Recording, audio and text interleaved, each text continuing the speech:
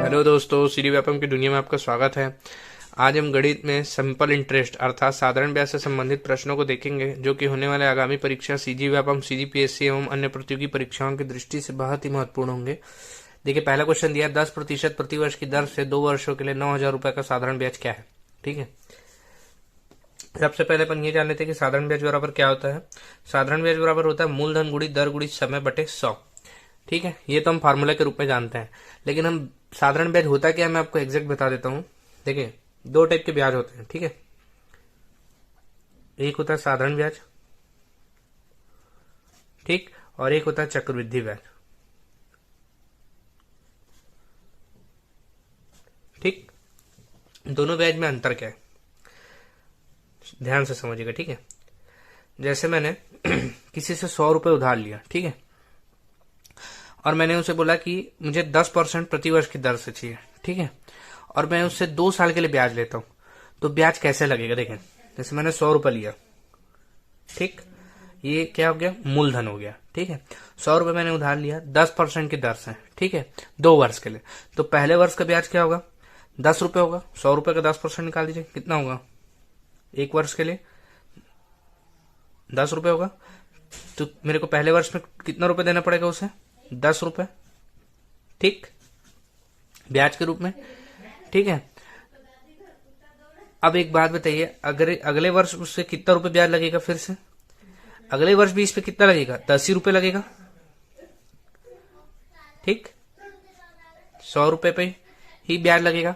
अर्थात मैं ये बताना चाह रहा हूं कि जो ये ब्याज फिर से लगेगा, ये इस मूलधन पे ही ब्याज लगेगा। ठीक है, तो फिर से अगले साल कितना उसको देना पड़ेगा, 10 रुपए ही ब्याज लगेगा अगले साल का भी।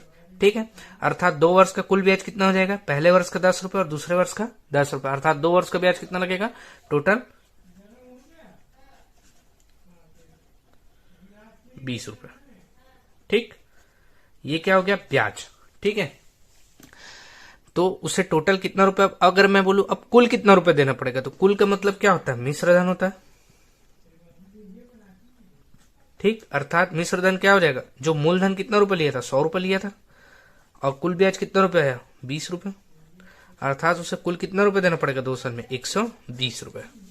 ठीक, मेरे कहने का तात्पर्य यह है कि जो साधारण ब्याज है वो इस मूलधन पे ही लगेगा हर साल, चाहे 1 साल के लिए या 5 साल के लिए। पहले साल के लिए जैसे मैंने क्या बताया, 10% की दर से लिया तो इस 100 रुपए पे लगा। दूसरे बार भी जो लगेगा वो 10% किस पे लगेगा, इस 100 रुपए पे ही लगेगा। यही होता है सिंपल इंटरेस्ट। चक्रवृद्धि ब्याज अभी हम नहीं पढ़ रहे हैं, लेकिन फिर भी मैं आपको इसका बेसिक बता देता हूं क्या होता है। देखिए, जैसे मैंने यहाँ बताया था, सेम क्वेश्चन को हम रिवाइज करते हैं। जैसे मैंने बोला 100 रुपए 2 वर्ष के लिए 10% की दर से लिया। ठीक है, यहां भी देखते हैं, तो यहाँ क्या होगा, जो पहले वर्ष है वो तो 10 रुपए है, 10% के हिसाब से 10 रुपए ही लगेगा। ठीक है, तो कितना रुपए लगा, 10 रुपए। लेकिन अब क्या होगा, जो ये 10 रुपए निकला है, यहां से ये क्या हो जाएगा, इस मूलधन में जुड़ जाएगा। ठीक, यानी यहीं से इसका मिश्रधन कितना हो गया, 110 रुपए। ठीक, अब अगले बार जो ब्याज लगेगा 10% अगले वर्ष के लिए, ठीक है, यहां पास अगले वर्ष के लिए किस पे लग रहा था, इस 100 रुपए ही लग रहा था। लेकिन जब अगले वर्ष के लगेगा तो इस 100 रुपए पे नहीं लगेगा चक्रवृद्धि ब्याज में, अब किस में लगेगा, 110 रुपए में। इसका 10% निकालना पड़ेगा। ठीक, तो क्या आएगा, 11 रुपए। ठीक, 2 वर्ष का ब्याज कितना हो जाएगा, टोटल 10 प्लस 11। ठीक, 2 वर्ष का कितना रहेगा, 10 प्लस 11 अर्थात 21 रुपए। ठीक, यहां पास कितना निकला, सिंपल इंटरेस्ट 20 रुपए, यहां कितना निकला, 21 रुपए। ठीक है, तो ठीक है, आपको समझ आया साधारण ब्याज और चक्रवृद्धि ब्याज में अंतर। साधारण ब्याज क्या होता है, इस मूलधन पे ही लगे रहता है, जो शुरू के मूलधन है उस पे लगा हुआ ब्याज ही साधारण ब्याज रहता है। लेकिन जो चक्रवृद्धि ब्याज क्या रहता है, ब्याज के ऊपर ब्याज लगता है। ठीक है, चलिए क्वेश्चन के ऊपर आते हैं। क्वेश्चन दिया है 10% प्रतिवर्ष की दर से 2 वर्षों के लिए 9,000 रुपए पर साधारण ब्याज क्या है। ठीक है, बस तो हमको क्या दिया है, मूलधन दिया है। मूलधन कितना दिया है, 9,000 रुपए। दर कितनी दी है, 10%, और समय कितना है, 2 वर्ष। अब हम बस यहां पर उस वैल्यू को रख देते हैं। देखिए, मूलधन की जगह क्या रखेंगे, 9,000, दर की जगह के 10, समय की जगह में 2। यहाँ पर जो नीचे में परसेंट रहता है 100, वो क्या चीज का रहता है? परसेंट का रहता है। ये 10% है, इस परसेंट को हटाने के लिए हम क्या लगाएंगे? 100। इसी कारण इस फॉर्मूले में क्या लगा रहता है? 100 लगा रहता है। ठीक है, देखिए 0 0 कट गया, यहाँ 0 0 कट गया। ठीक है, 2 0। अब क्या करेंगे? जो ऊपर में बच गया, क्या बच गया? 90 गुणा 10 गुणा 2। ठीक, तो क्या आएगा? 90 दहम 900 और 900 दूनी 1800। ठीक है, ठीक है 90 गुणा 10 कितना हो गया? 900 हो गया, और 900 गुणा 2 कितना हो गया? 1800 हो गया। अर्थात ब्याज की रकम कितनी है? 1800 रुपए। साधारण ब्याज बराबर क्या? साधारण ब्याज बराबर क्या है? 1800 रुपए। ठीक है, चलिए अगला क्वेश्चन देखिए दोस्तों, अगला क्वेश्चन है, एक निश्चित राशि पर 20% प्रति वर्ष की ब्याज दर से 2 वर्ष का साधारण ब्याज 480 रुपए है, तो वह राशि क्या है? ठीक है, देखिए इस क्वेश्चन कैसे करेंगे? जो बोला है अपन पहले वो लिख लेते हैं। क्या दिया है? दिया है मूलधन। क्या दिया है? हमें नहीं पता। ठीक, ब्याज दर कितनी दी है? 20% दी है। ठीक, समय कितना दिया है? 2 वर्ष। ठीक, और साधारण ब्याज की वैल्यू कितनी दे दी है? 480 रुपए। ठीक, तो हमें क्या ज्ञात करना है? मूलधन। देखिए समझ आ रहा है क्वेश्चन से, तो हम क्या करेंगे? यहाँ साधारण ब्याज का फॉर्मूला लगा देंगे। क्या होगा? साधारण ब्याज बराबर, अभी हमने पढ़ा पिछले क्वेश्चन में, मूलधन गुणा दर गुणा समय। ठीक, बटे 100। ठीक है, बस इसमें जो जो दी है उसकी वैल्यू रख देते हैं। साधारण ब्याज की जगह क्या रख देंगे? देखिए 480। मूलधन क्या है? हमें नहीं ज्ञात करना है, नहीं पता। दर कितनी दी है? देखिए 20%। गुणा समय कितना दिया है? 2 वर्ष। बटे में 20% के परसेंट को हटाने के लिए नीचे में क्या रखेंगे? गुणा बटे 100। ठीक है, देखिए क्या क्या कट सकता है वो कर लेते हैं। देखिए 1 0 से ये 0 कट सकता है। ठीक, 2 एकम 2, 2 पंचे 10। ठीक है, तो क्या हो जाएगा? देखिए मूलधन निकालना है तो क्या हो जाएगा? देखिए मूलधन बराबर जो भाग में ऊपर जाके क्या हो जाएगा? गुणा में हो जाएगा। तो क्या हो जाएगा? 480 गुणा 5, और जो गुणा में हो इधर जाके क्या हो जाएगा? भाग में बटे 2। ठीक, देख लीजिए कटा के 2 एकम 2, 2 दूनी 4, 2 चौक 8, 2 शून्य 0। ठीक है, क्या बचा? 240 गुणा 5, अर्थात मूलधन बराबर क्या निकल गया? इसका गुणा कर दीजिए, 5 शून्य 0, 5 चौक 20, हासिल 2, 5 दूनी 10 और 2 1200। अर्थात मूलधन की वैल्यू कितनी आ गई? 1200 रुपए। तो वह राशि क्या होगी? 1200 रुपए। ठीक, तो अगला क्वेश्चन है, रुपए 800 का 3 वर्ष का मिश्र धन 920 रुपए है। यदि ब्याज दर 3% बढ़ा दी जाए तो मिश्र धन क्या होगा? ठीक है, देखिए यहां पर क्या दिया है? मूलधन दिया है, समय दिया और मिश्र धन दिया है। ठीक है, तो इससे हम क्या कर लेते हैं? सबसे पहले दर ज्ञात कर लेते हैं। ठीक है, तो सबसे पहले क्या लिखेंगे? दिया क्या क्या है? मूलधन कितना दिया है? 800 रुपए। ठीक है, दर कितनी दी है? 3, दर ज्ञात करनी है। समय कितना दिया है? 3 वर्ष। ठीक है, और मिश्र धन कितना दिया है? 920 रुपए। ठीक, देखिए दोस्तों यहां मिश्र धन कितना दिया है? 920 रुपए। ठीक, अर्थात इसमें क्या शामिल है? मूलधन प्लस ब्याज शामिल है। ठीक, मूलधन प्लस ब्याज है। ठीक, तो देखिए यहां मिश्र धन की जगह क्या लिखेंगे? 920। मूलधन की जगह क्या लिखेंगे? 800, प्लस ब्याज हमको ज्ञात करना है, ब्याज नहीं पता। तो ब्याज क्या हो जाएगा? 800 के यहां ले आएंगे, ट्रांसफर कर देंगे तो क्या हो जाएगा? ब्याज बराबर 920 माइनस 800 हो जाएगा, बराबर क्या होगा? 120 रुपए। ठीक, अर्थात ब्याज की रकम कितनी आ गई? 120 रुपए। समय पता है और हमें मूलधन पता है, तो हम क्या निकाल सकते हैं? दर निकाल सकते हैं। ठीक, कैसे? साधारण ब्याज का फॉर्मूला लगा दीजिए, मूलधन गुणा दर गुणा समय बटे 100। ठीक है, तो ब्याज की जगह हम क्या रख देंगे? 120 रुपए। मूलधन की जगह क्या रखेंगे? 800। दर की जगह क्या रखेंगे? हमको ज्ञात करना है, और समय क्या है?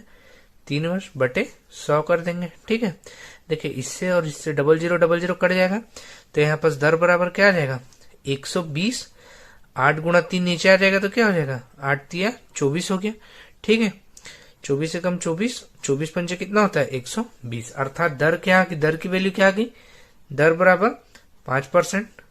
ठीक, तो अब क्या बोला, देखिए क्वेश्चन अगला बोला है यदि दर 3% बढ़ा दी जाती है, दर क्या बोला, दर जो है वो 3% बढ़ा देते हैं, अर्थात 5% में क्या कर देते हैं 3% की वृद्धि कर देते हैं, तो क्या हो जाएगा 8%। ठीक, दर को 8% बढ़ा दी तो अब क्या होगा, साधारण ब्याज क्या निकलेगा नया, देखिए मूलधन की जगह क्या रखेंगे 800। ठीक, दर क्या रखेंगे 8% और जो समय हो कितना है 3 वर्ष बटे 100। देखिए 0000 कट गया तो क्या हो जाएगा 8 8 64, 64 गुणा कितना हो जाएगा 3 कर लीजिए तो कितना आएगा 3 चौक 12 की 2 हासिल लाई 1, 3 छक्के 18 और 1 कितना हो गया 19। ब्याज कितने आ गए 192 रुपए। तो हम क्या ज्ञात कर सकते हैं, मिश्रधन ज्ञात कर सकते हैं। ठीक, मिश्रधन बराबर क्या हो जाएगा, मूलधन प्लस ब्याज हो जाएगा। ठीक, तो मूलधन कितना है 800 प्लस नया ब्याज कितना निकला 192 रुपए, अर्थात कितना आ गया, टोटल कितना आ गया 9 जोड़ेंगे तो 992 रुपए। ठीक, अगला क्वेश्चन बोला है कोई धन साधारण ब्याज की दर से 10 वर्षों में दुगना हो जाता है तो कितने वर्षों में यह 4 गुना हो जाएगा। ठीक है, देखिए जब भी ऐसा क्वेश्चन बोला रहा है यह धन इतना रुपए हो जाएगा या हो जाता है तो यहां पर मिश्र धन की बात की जाती है। ठीक है, कैसे देखें, माना वह धनराशि हमें नहीं पता तो क्या मान लेते हैं, वह धनराशि P रुपए है। ठीक, अब क्या बोला 10 वर्षों में 2 गुना हो जाती, अर्थात मिश्र धन की बात करें। ठीक है, 10 वर्षों में कितनी हो जाती है, हो जाती है अर्थात मिश्र धन इस राशि की कितनी हो जा रही, दुगनी हो जा रही है। ठीक है, अर्थात यह मिश्र धन हो जा रहा है। कैसे, देखिए वो P रुपए वो धनराशि थी। ठीक है, 10 वर्षों में कितना रुपए टोटल हो जा रहा है 2P, अर्थात P रुपए लिया और टोटल कितना लौटाया 2P लौटाया। ठीक है, अर्थात इसमें क्या रहा होगा, ब्याज रहा होगा, इस P में कितना ब्याज जुड़ा होगा, कितना जुड़ा होगा, देखिए 2P हो जा रहा है, अर्थात P रुपए मूलधन था तो कितना जुड़ा होगा, P ही जुड़ा होगा, तभी वो टोटल कितना रुपए दिया 2P दिया। ठीक, अर्थात इसमें क्या रहा था, मूलधन प्लस ब्याज। ठीक, मूलधन तो कितना है P है तो ब्याज कितना रहा होगा, इस 2P को लाने के लिए कितना जोड़ना पड़ेगा, P ही जोड़ना पड़ेगा। ठीक, समझ आ गया, मूलधन की राशि कितनी माने हम P रुपए माने, वो 10 वर्षों में कितना हो जा रहा है, पूरा दुगना हो जा रहा है उस राशि का, अर्थात 2P हो जा रहा है। ठीक, इसमें क्या राशि थी, मूलधन की राशि प्लस ब्याज की राशि, तभी टोटल कितना दिया उसने 2P रिटर्न किया, 2P हो गया। ठीक, तो अब क्या करेंगे, देखिए ब्याज पता चल गया हमको, मूलधन पता और समय पता है, तो हम क्या ज्ञात कर सकते हैं, दर ज्ञात कर सकते हैं। कैसे ज्ञात करेंगे, साधारण ब्याज का फॉर्मूला लगा दीजिए। साधारण ब्याज बराबर क्या होता है, या इसको SI भी लिख सकते हैं। ठीक है, सिंपल इंटरेस्ट बराबर क्या हो गया, मूलधन गुणा दर गुणा समय बटे 100। ठीक, यहां रख दीजिए वैल्यू, SI की वैल्यू कितनी निकली, ब्याज P था, मूलधन की भी कितना है P है, दर हमको ज्ञात करना है और समय कितना है 10 वर्ष बटे 100 कर दीजिए। ठीक, अब देखिए 0 से 0 कट गया तो अब क्या करेंगे, पक्षांतर कर देते हैं, दर को 10 इधर चल देगा, P गुणा 10 बटे P कर दीजिए। ठीक, क्या हो जाएगा, P से P कट जाएगा, अर्थात आंसर कितना है 10% है। ये क्या निकल गई, दर निकल गई।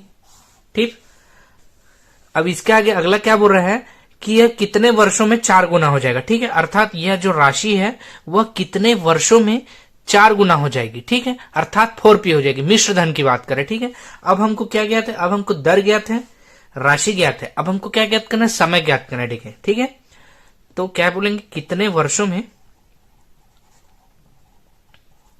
वह राशि, अर्थात कितने वर्षों में राशि, अर्थात मिश्र धन की बात कर रहा है।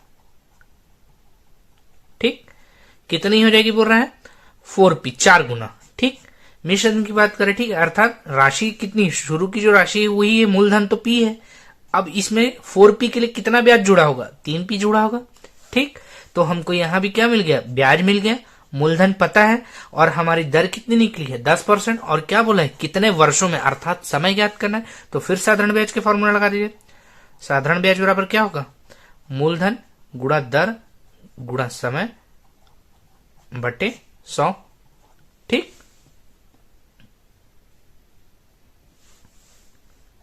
यहां पर वैल्यू पुट कर दीजिए। मूलधन कितना है, P है। साधारण बैच की वैल्यू कितनी है, देखिए 3P। ठीक, गुणा दर क्या है 10%, और समय हमको नहीं पता, ज्ञात करना है कितने वर्षों में हो जाएगा बोला है, बटे 100 कर दीजिए। देखिए 0 से 0 काट दीजिए। ठीक है, तो अब समय बराबर क्या हो जाएगा 3P। 3 एक गुणा होगा 10, इधर चल देगा 10, और बटे में क्या हो जाएगा P हो जाएगा। इस P से इस P को काट दीजिए, तो कितना हो गया, तो कितना है 30 वर्ष आ गया। ठीक, 10 दिए कितना हो गया 30 वर्ष। ठीक, यही आंसर है। ठीक है, तो 30 वर्षों में राशि कितनी हो जाएगी 4 यानी 4 गुना हो जाएगी। ठीक है।